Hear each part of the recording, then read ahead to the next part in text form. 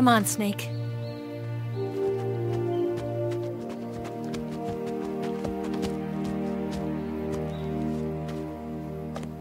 We made it. We made it. Over there.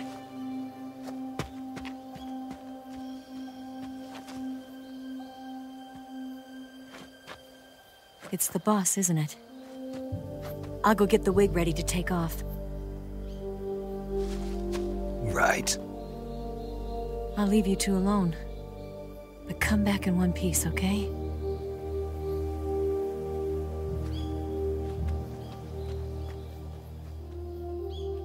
Promise me!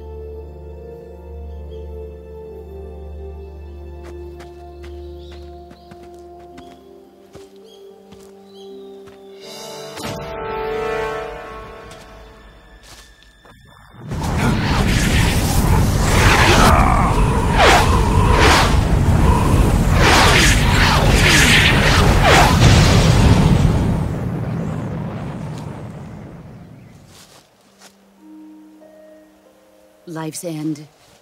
Isn't it beautiful? It's almost tragic. When life ends, it gives off a final lingering aroma. Light is but a farewell gift from the darkness to those on their way to die. I've been waiting, Snake, for a long time. Waiting for your birth, your growth, and the finality of today. Boss. Why are you doing this? Why? To make the world one again. The world used to be whole. But with the end of the Second World War, the philosophers began to fight amongst themselves, and the world was torn apart. The Cobras, my comrades who trained and fought alongside me, were torn apart as well. The foibles of politics and the march of time can turn friends into enemies just as easily as the wind changes. Ridiculous, isn't it? Yesterday's ally becomes today's opposition. And this Cold War? Think back. When I was leading the Cobras, America and Russia were fighting together. Now, consider whether America and Russia will still be enemies in the 21st century. Somehow I doubt it. Enemies change along with the times, the flow of the ages, and we soldiers are forced to play along. I didn't raise you and shape you into the man you are today just so we could face each other in battle. A soldier's skills aren't meant to be used to hurt friends. So then what is an enemy? Is there such a thing as an absolute timeless enemy? There is no such thing, and never has been. And the reason is that our enemies are human beings like us. They can only be our enemies in relative terms. The world must be made whole again. The philosophers must be reunited. I will devote my skills to that purpose. And with the Colonel's money, I will achieve that end. Just as I once created the Cobras. They are my family. I may no longer be able to bear children, but I still have a family.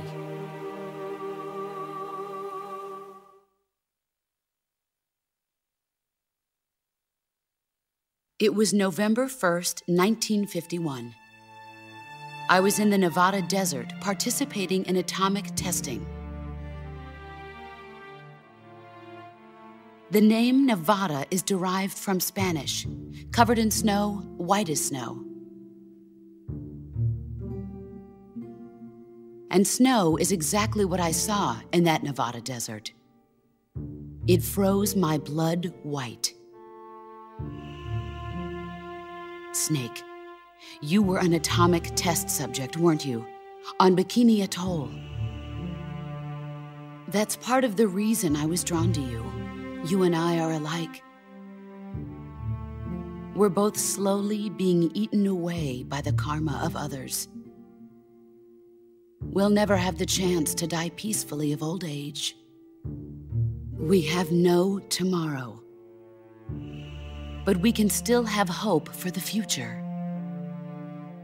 In 1960, I saw a vision of the ideal future from space. 3 years earlier, the Soviet Union had succeeded in launching Sputnik, the first man-made satellite in history, into orbit. This came as a huge shock to the United States. In response, America threw everything it had into its own manned spaceflight project, the Mercury program. Even as the Soviets seemed poised to send their first man into space, America was still experimenting with chimpanzees and rockets. The government wanted human data, so they secretly decided to send a human being into space. I was the one they chose. At the time, they didn't have the technology to block out cosmic rays, and whoever they sent up would inevitably be exposed to heavy radiation. That's why they chose me. After all, I'd already been irradiated once. Of course, you won't find any of this in the history books. I could see the planet as it appeared from space. That's when it finally hit me. Space exploration is nothing but another game in the power struggle between the US and the USSR. Politics, economics, the arms race, they're all just arenas for meaningless competition. I'm sure you can see that, but the Earth itself has no boundaries. No East, no West, no Cold War. And the irony of it is, the United States and the Soviet Union are spending billions on their space programs and the missile race, only to arrive at the same conclusion. In the 21st century, everyone will be able to see that we are all just inhabitants of a little celestial body called Earth. A world without communism or capitalism, that is the world I wanted to see. But reality continued to betray me. In 1961, I was sent to Cuba, to Bahia de Cochinos. It was part of a CIA-sponsored invasion under the guise of taking Cuban exiles back to their country. But the US government betrayed them. Our weak-kneed president held back their air support. Defenseless, the exiles were annihilated by the Cuban army. All I could do was watch in silence.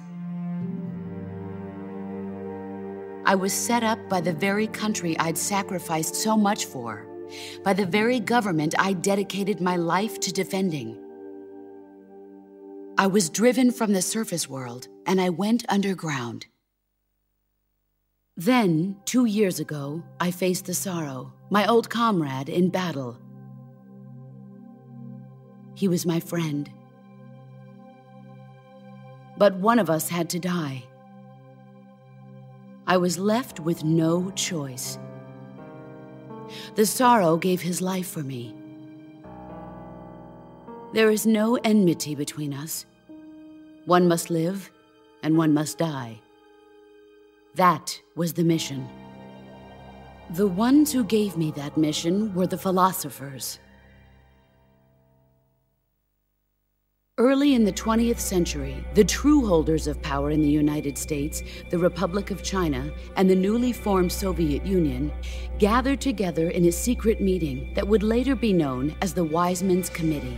The secret pact they formed there marked the beginning of the philosophers.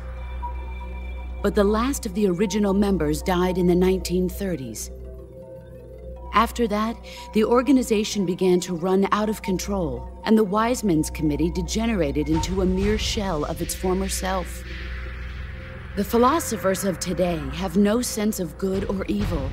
Their influence extends to countries and organizations involved in every aspect of every war. They have become war itself. That's how they operate. The sacrifices of war cause a shift in the times. This shift leads to renewed conflict, and in turn triggers the next war. Like a nuclear chain reaction, each conflict sparks countless others, forming an endless spiral that will continue on for eternity. Do you understand what I'm saying, Snake? By consuming me and you, the philosophers intend to keep that cycle going forever. It was my father who explained all of this to me. He was one of them. You see, I am the last remaining child of the philosophers. But after he revealed the truth, my father was killed by that same shapeless, formless organization. And my father isn't the only thing the philosophers have taken from me. In June of 1944, the Cobras and I took part in the landing at Normandy. We'd been given a top-secret mission to locate and destroy enemy V-2 rocket installations. I was pregnant at the time. The sorrow was the father. I gave birth on the field of battle. A beautiful baby boy. But my child was snatched away from me by the philosophers.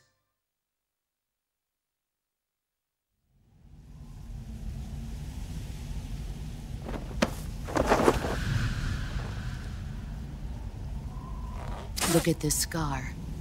This is proof that I was once a mother. I gave up my body and my child for my country. There is nothing left inside me now. Nothing at all. No hatred, not even regret.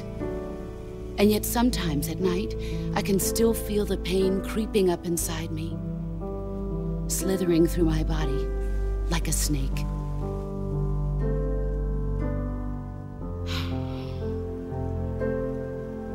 I've never talked this much about myself before. Thanks. Thanks for listening to me.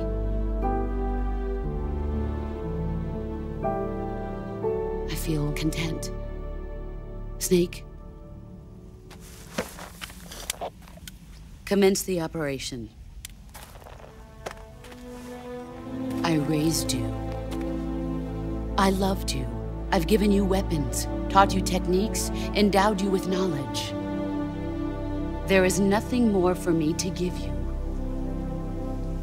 All that's left for you to take is my life, by your own hand.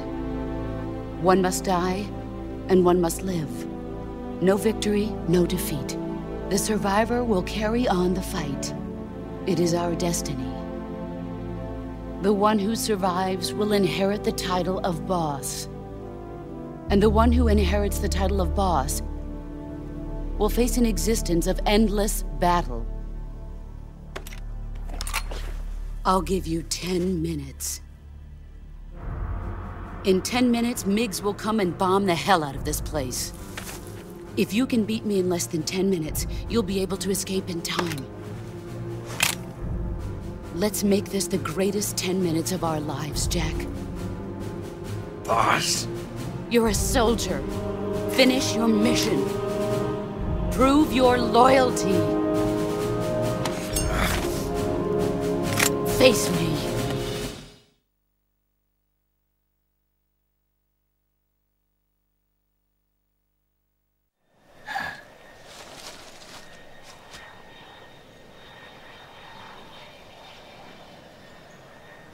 This is the end.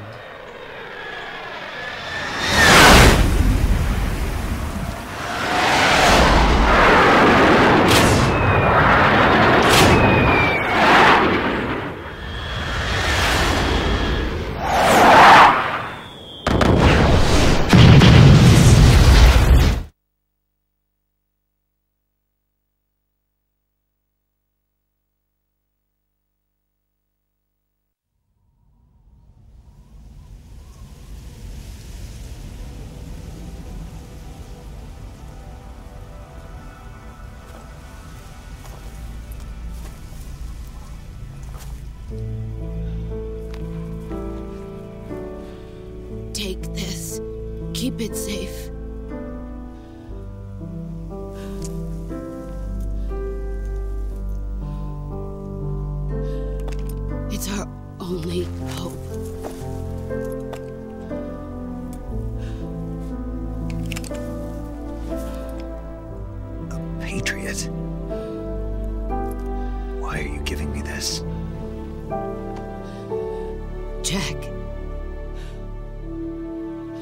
Or should I say, Snake? You're a wonderful man.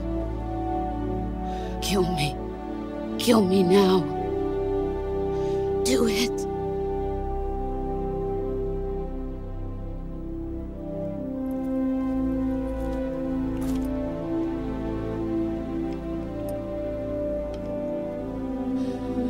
There's only room for one boss and one Snake.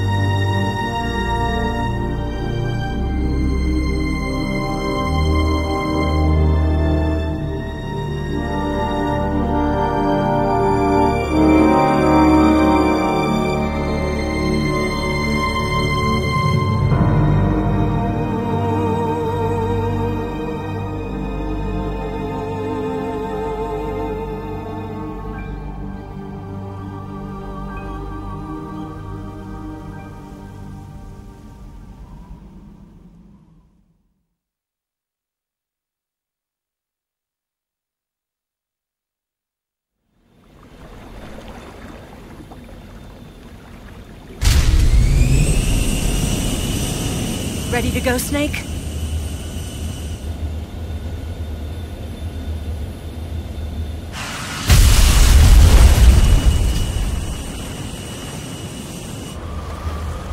Are you okay?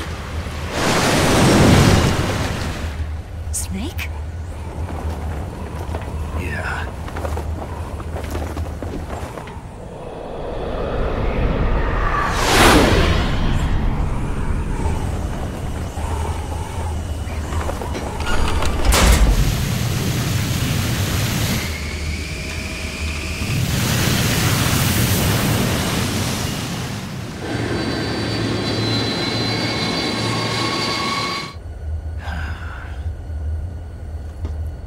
I told you you could trust me.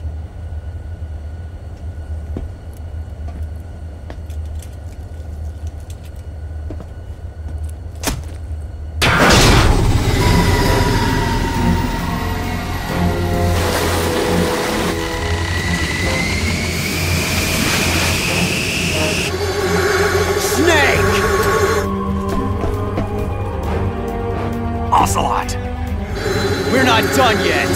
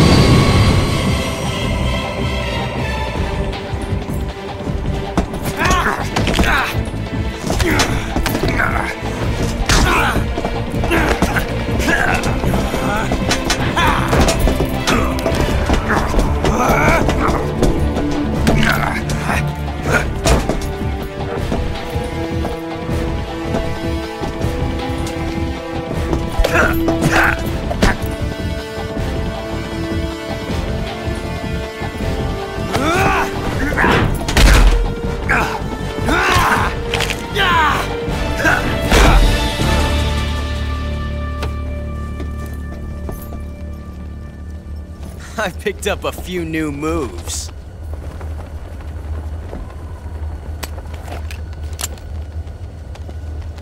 Huh. It doesn't feel right to shoot an unarmed man. But I'll get over it. Eva!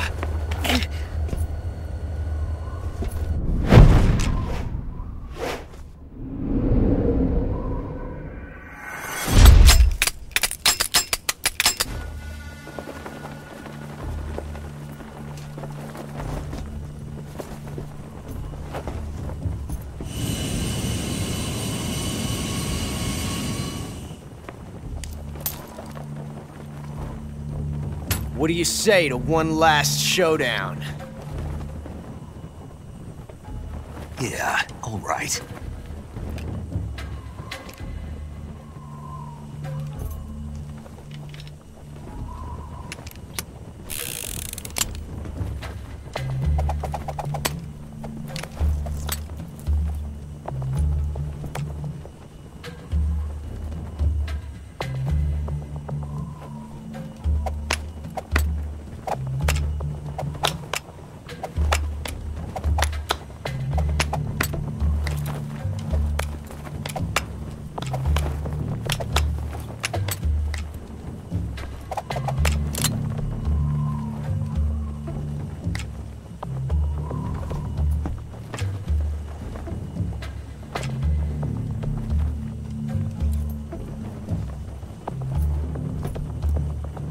What's your name? Snake. No. Not that name. You're not a snake, and I'm not an ocelot. We're men with names. My name is Adamska. What's yours? John. Very well, John. Plain name. But I won't forget it.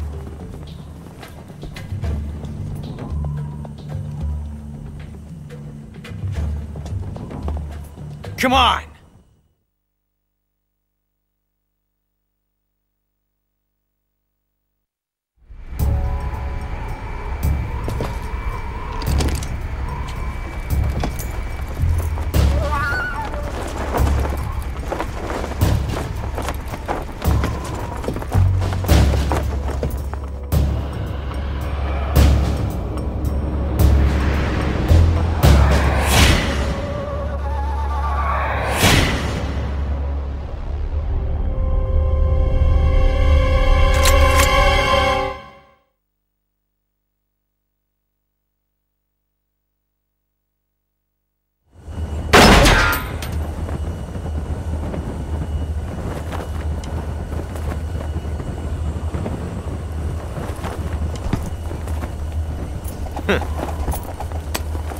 Looks like my luck has finally changed.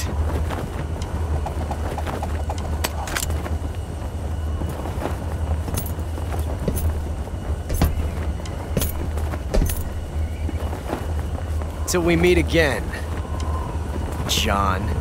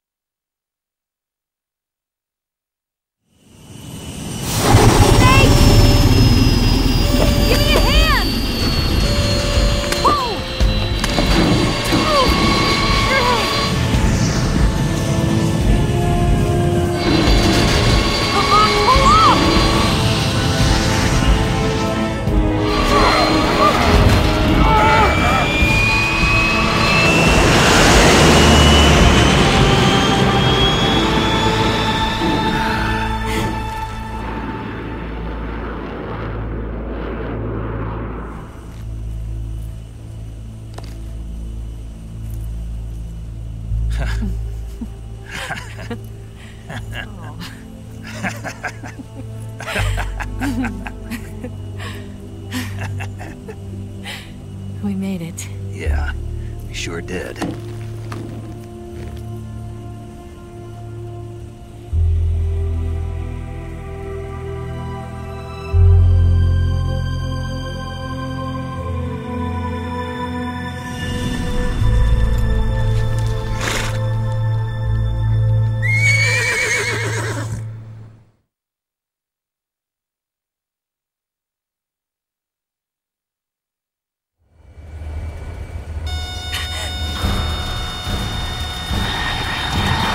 Oh no!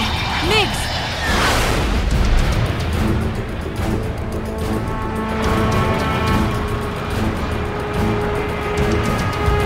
There's no way out! What are we gonna do? We've come too far to let them stop us now. Those things have got to be armed. It's no use. There's no way we can outmaneuver them.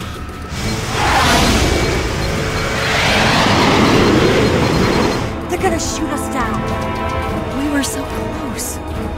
Weapon systems on. Locked on target. I got towed. You were great, Eva. Huh? Thanks.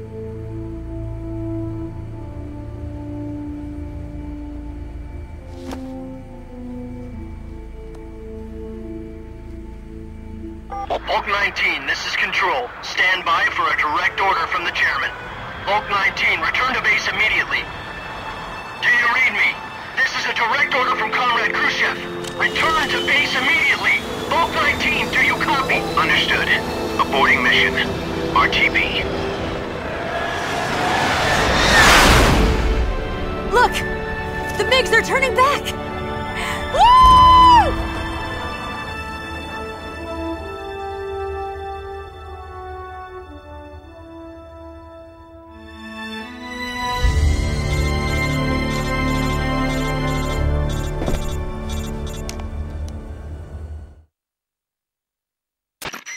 Well done, Snake. The MiGs disengaged. Most likely under orders from Khrushchev. Is this his way of helping us? Who knows? Maybe he didn't want things to get messier than they already are.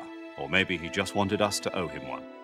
The important thing is, you made it out alive. As long as Khrushchev is with us, I don't think they'll be coming after you. It should be smooth sailing all the way to Alaska. I'm sending someone out to Galena Base to meet you. To meet me? The DCI and the President himself are waiting at Langley. Don't keep them waiting.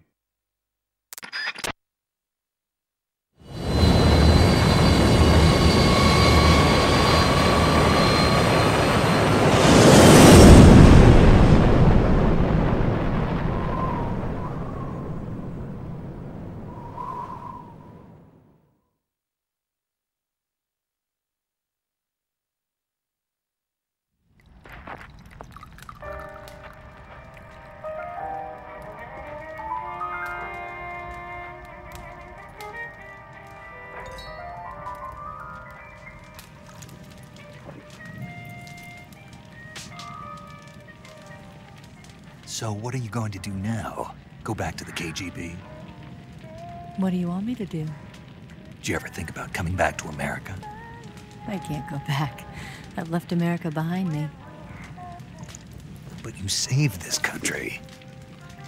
I didn't do it alone.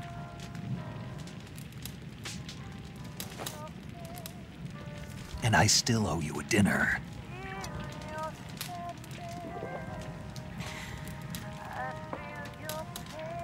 Is that part of your mission too? Or is it an order? Or is it an invitation?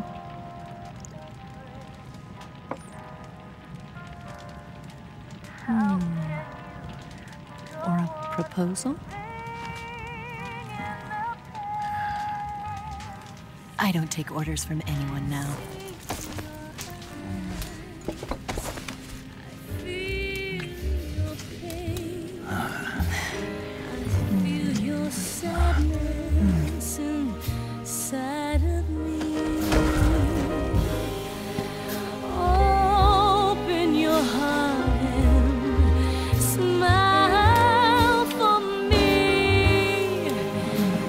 Not the only one afraid to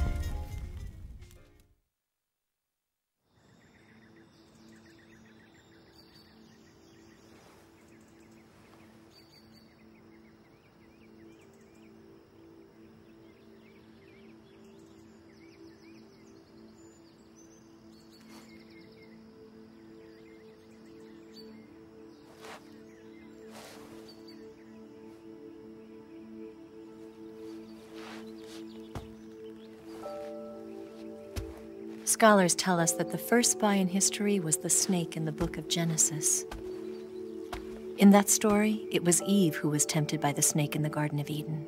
But this time around, it was I who tempted the snake and got away with the forbidden fruit of knowledge. Forgive me, Snake.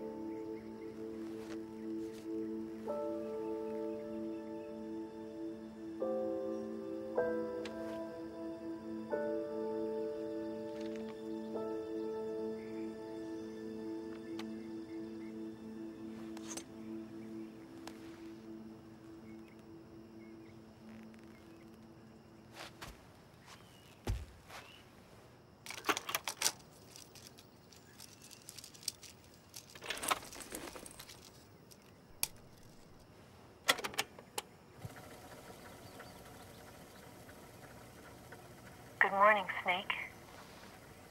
I hope you slept well. First of all, I have to apologize. I wasn't sent by Khrushchev. I'm not a KGB spy, and I never worked for the NSA. I'm an agent of the People's Republic of China for the General HQ 2nd Department of the People's Liberation Army. It was all a lie. I tricked you. And I'm sorry.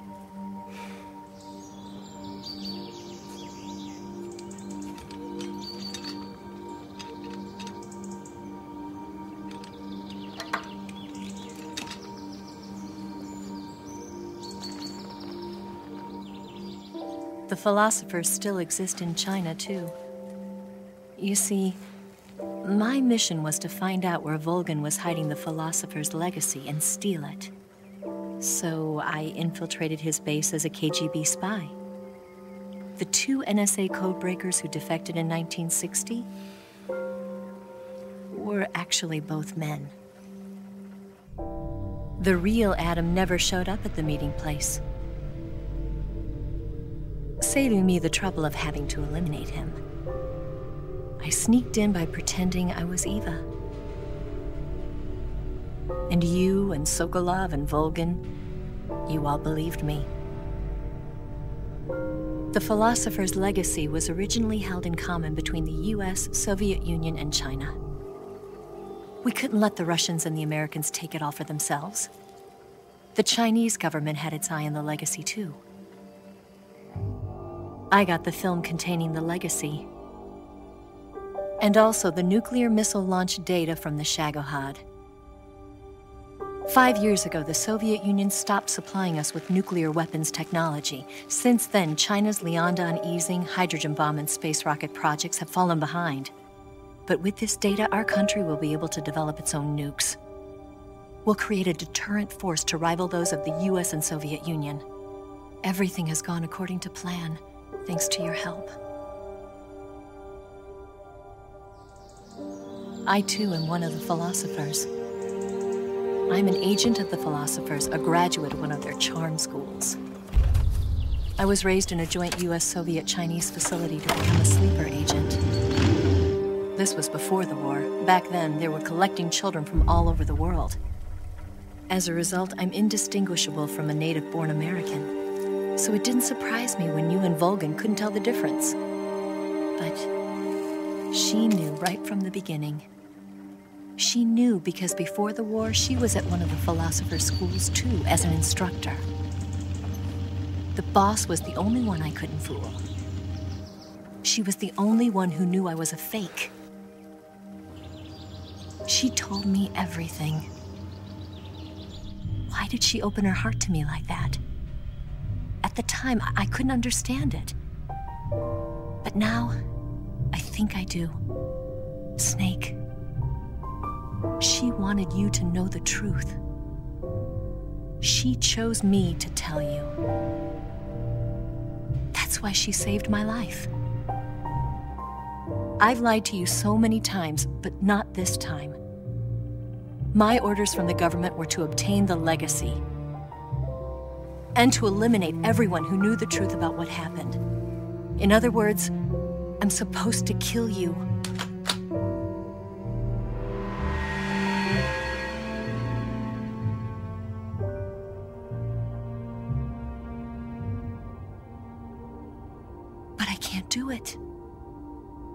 Not because we loved each other. And not because you saved my life. But because I made a promise to the boss. And I intend to keep it. I just wanted you to know. And you have to live.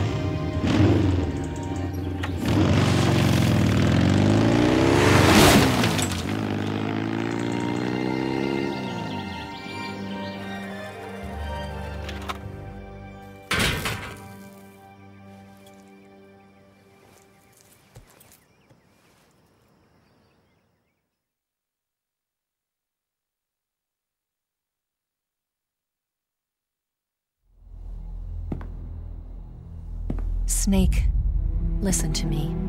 She didn't betray the United States. No. Far from it. She was a hero who died for her country. She carried out her mission knowing full well what was going to happen. Self-sacrifice.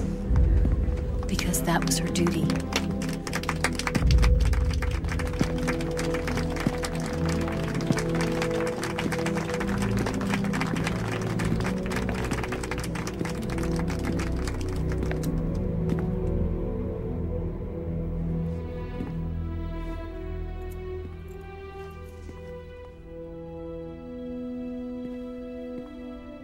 You are above even the boss. I hereby award you the title of Big Boss.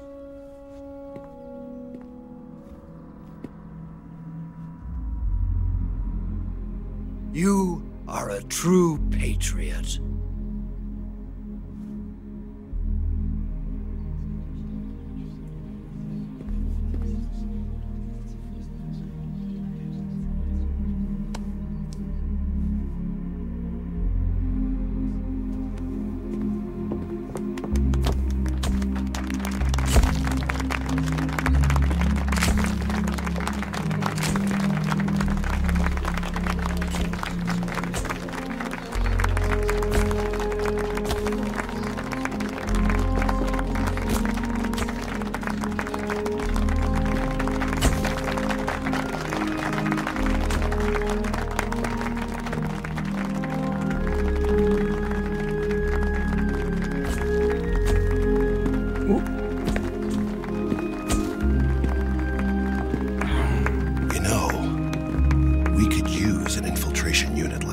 In the army.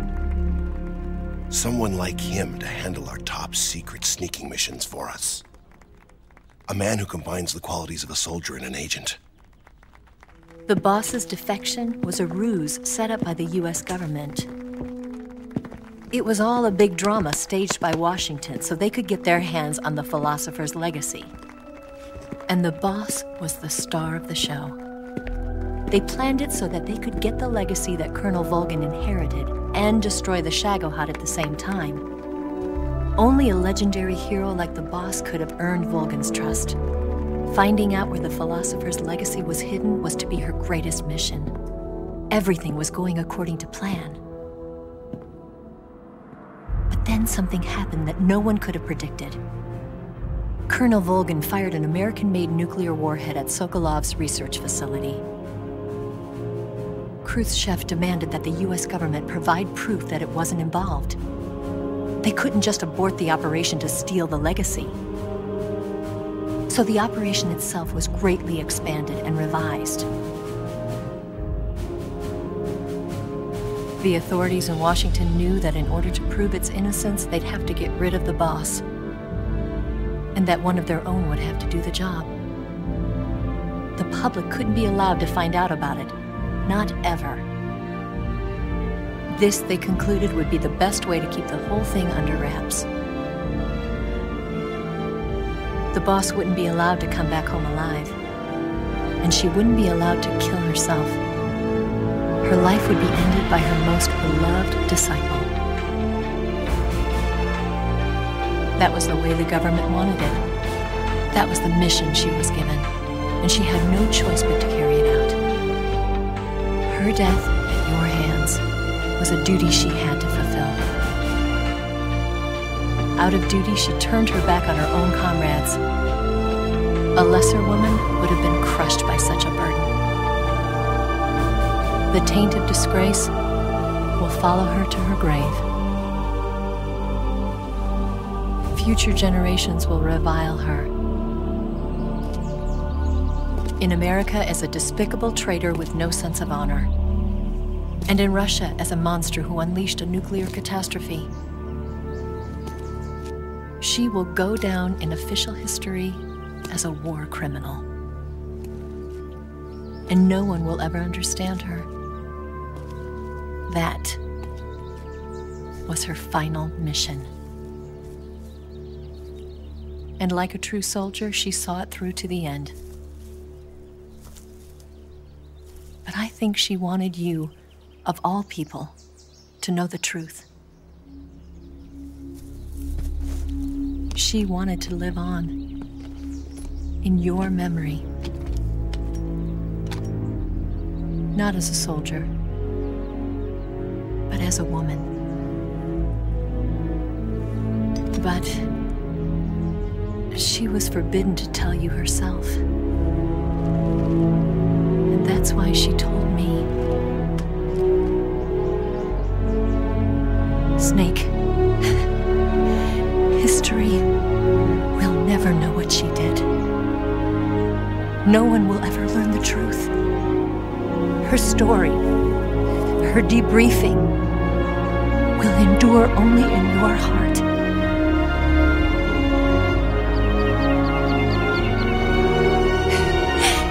Everything she did for her country. She sacrificed her life and her honor for her native land. She was a real hero. She was a true patriot.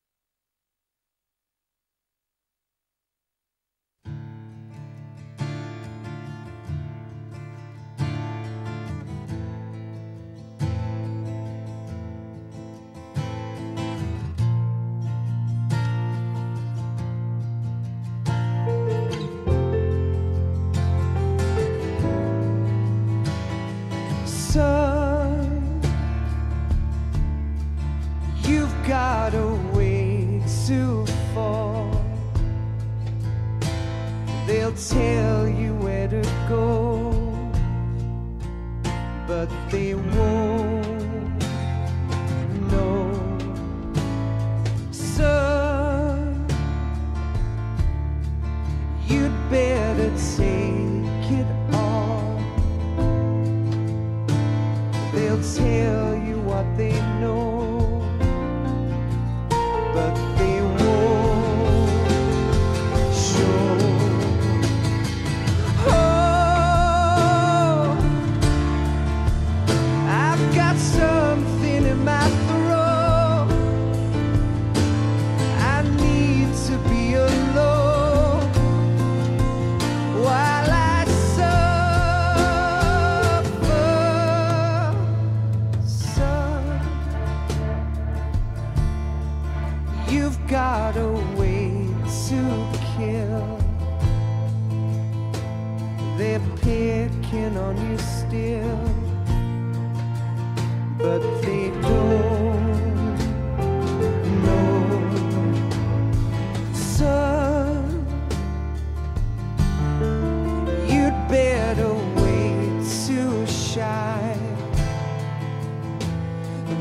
tell you what is yours, but they take mine.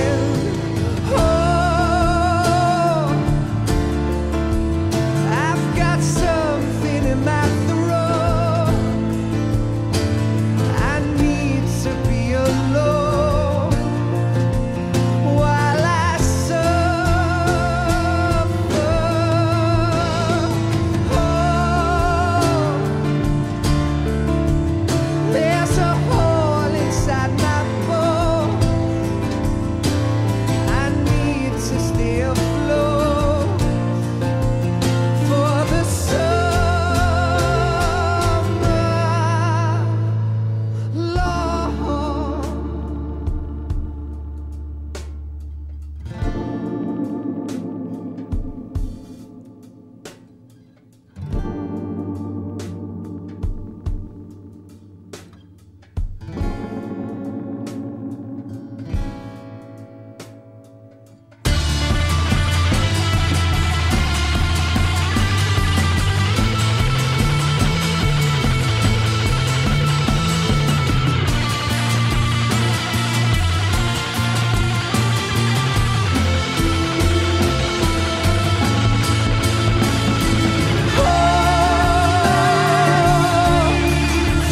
I've got something in my throat. I need to be alone while I suffer.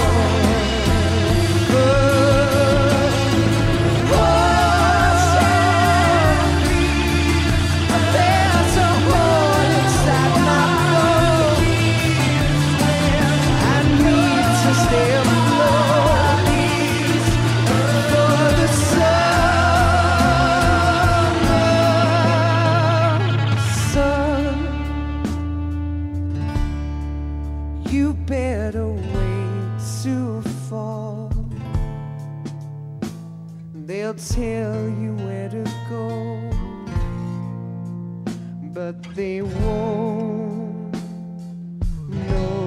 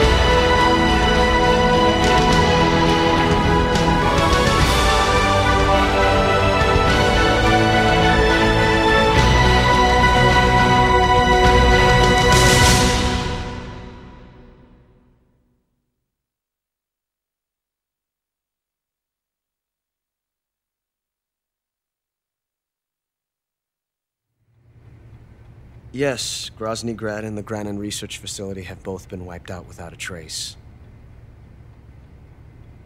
I understand, sir, but they were necessary sacrifices. Yes, the CIA has taken care of the boss themselves. I believe the White House will be satisfied. Khrushchev is finished. Your time has finally arrived. Yes, the American president is relying on us to keep a lid on the whole affair. We've got him by the balls. It should make a valuable trump card in future negotiations. Yes, Chief Director, of course. I'll keep the KGB informed.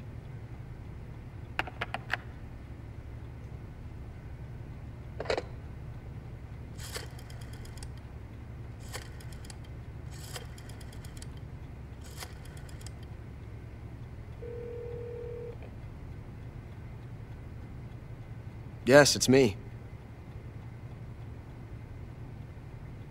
The boss has accomplished her mission.